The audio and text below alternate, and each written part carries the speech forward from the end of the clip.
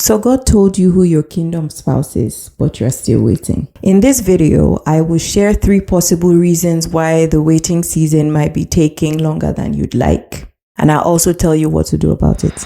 And if you're a lady watching this, then the last reason might be the most important reason for you to consider. So let's get into it. So maybe God told you who your kingdom spouse is. Even if he hasn't, maybe you've received a lot of prophetic words concerning your kingdom marriage. And for whatever reason, nothing appears to be happening and you find yourself still waiting. The first reason for this might be because it is simply not the right time. There was a point on my journey to marriage where I got really frustrated with all the counterfeits that kept popping up. God had been telling me about my future husband for a while. I had received a few prophetic words, and it wasn't until after my little stint with Mr. Time Waster, which I go into in this video, that I pretty much cried out to God. I felt led to go on an extended fast because honestly, I was pretty much tired of waiting. I can't remember exactly how long the fast lasted. It was either 7 or 21 days. But I came out of the fast believing that something had changed. I was sure that I had entered into my season of kingdom marriage. I felt like surely the chains had been broken and my kingdom husband was just around the corner. Only for God to tell me not yet, that the time had not yet come. I was like, what? What? You said the time has not yet what? Mind you, that was early 2013.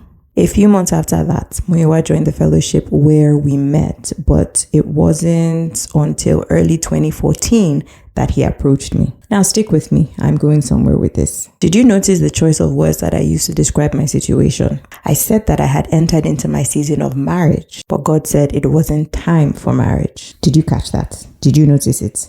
I used the words time and season differently, and that's because time and season are not the same thing. Unfortunately, a lot of people are getting frustrated and giving up on what God has promised them because they confuse the two. They are not able to distinguish between times and seasons. Ecclesiastes 3:1 says, "To everything there is a season, a time for every activity under heaven." The Hebrew word for time in this verse is eight, which means a specific time for an event or for something to occur. The Hebrew word for season in this verse is zeman, which means a set period of time.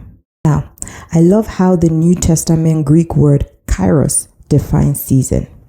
It defines it as an opportune time or a limited period of time marked by a suitableness of circumstances. Did you catch that? A season is marked by suitableness of circumstances. Let me explain it this way. I live in Canada, and based on the weather here, wedding season typically runs from April to October. However, there is a specific date between April and October that people will set their wedding. In other words, there is a specific time within wedding season that people will get married. And it's the same with your kingdom marriage journey. There is a specific time that God has set within a specific season that he has set, that he will bring you and your kingdom spouse together. So I was right when I felt like my kingdom spouse was just around the corner, that I had entered into my season of kingdom marriage. However, I was wrong when I mistook season for time.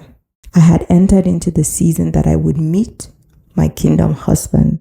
But remember, God said the time within that season had not yet come. A lot of people are frustrated because their time has not yet come, but they do not realize that they are in their season.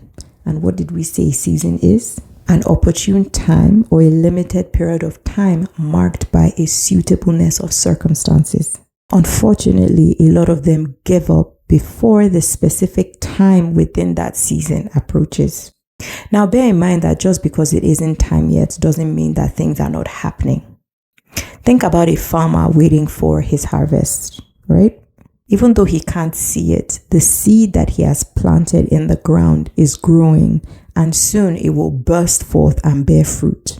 One thing I don't think that I've ever shared with you is that there were 2 major opportunities for Muyiwa and I to have met long before we did at fellowship. The first was when I was to go off to university. Muyiwa went to a university in Bristol, and the university was actually one of my top choices of university to attend. But God, in his infinite mercy, prevented me from going to that university because in his infinite wisdom, he knew that Muyiwa and I meeting prematurely would have spelled disaster for our potential future together. Because at that point in time, neither of us was ready.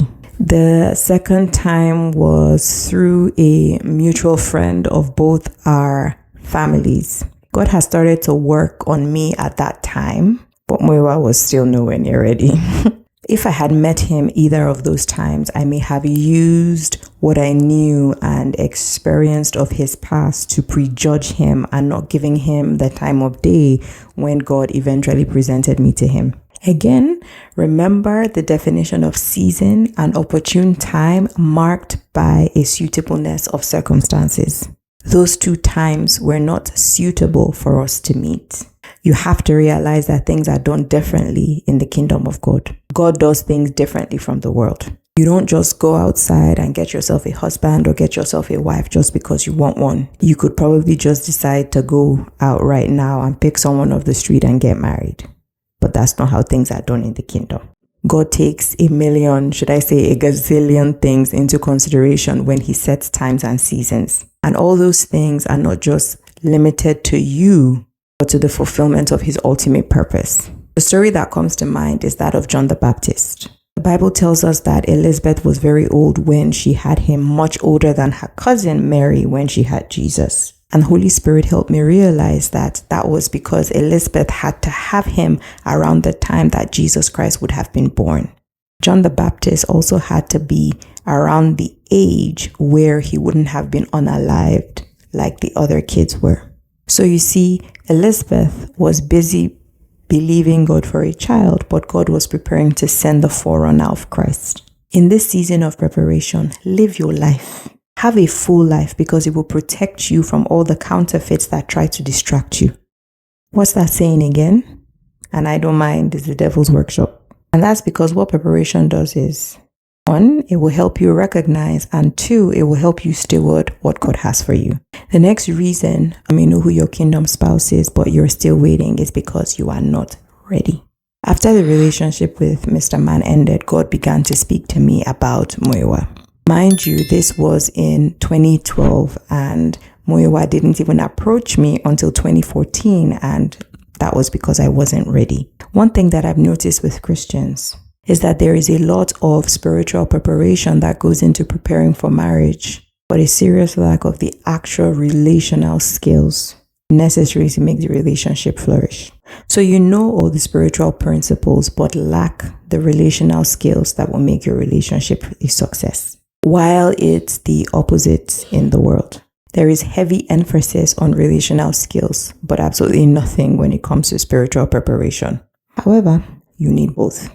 And it's not necessarily your fault that you don't know what you don't know, because no one intentionally teaches us these things. They're things that we simply pick up along the way as we go through life. However, it gets to a point in your life where you have to take responsibility for your spiritual growth, for your self-improvement, for your self-development.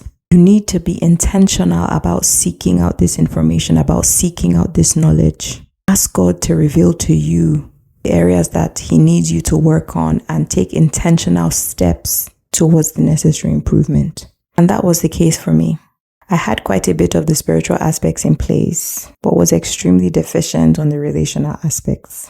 If you need support and mentorship on your journey of preparation, please join the waiting list for the Revealed Bride community, where I'll be supporting Christian women on their journey of preparation. I'll share the link in the description. Now, you might feel like you're in a place where you are as prepared as you will ever be. You've read all the books on marriage, taken all the courses, and attended all the relationship seminars. Still nothing. But it's important to remember that preparation is two-way. The woman as the wife is being prepared, and the man as a husband is also being prepared. Which leads us to the next reason you may know who your kingdom spouse is, but you are still waiting. Did you know that when I was busy waiting on God for a husband, that Muyiwa wasn't even born again yet? I had submitted myself to God and He was doing a quick work in me from where I wasn't even born again. And I wasn't about to get myself into an unequally yoked relationship. I thank God for leading me and teaching me to start praying specifically for my future husband. And by praying, I don't mean, oh, God send me a husband, but I mean covering various areas of his life, including his salvation in prayer. And it was in that season that Muyiwa eventually gave his life to Christ and started attending the fellowship where we met. A lot of women are praying for God to send their kingdom spouse. But because he's nowhere near ready, God cannot bring him and God cannot present you to him. So take a moment to ask yourself, what is my future spouse currently dealing with that I need to intercede for him or her? And if you're a woman, what are the contents of your prayers for your future husband? Do you even pray for your future husband? If you are ready to partner with God to prepare your future husband for your future marriage through prayer, then sign up for the Praying for Boaz challenge. For 3 days, in addition to live prayer calls, you will receive prayers and affirmations targeting specific areas of your future husband's life, which will ultimately positively impact your future marriage. This season of preparation is extremely important because it is essential that as a woman, you marry a man who wants to be your husband and not a man who just wants a wife. And as a man, you marry a woman who wants to be your wife and not a woman who just wants a husband. Remember, you do not have the ability to give yourself a husband or a wife, but you have the ability to prepare yourself for the husband or wife that God is preparing for you so that you are ready to receive when God brings. And I'll see you in the next one.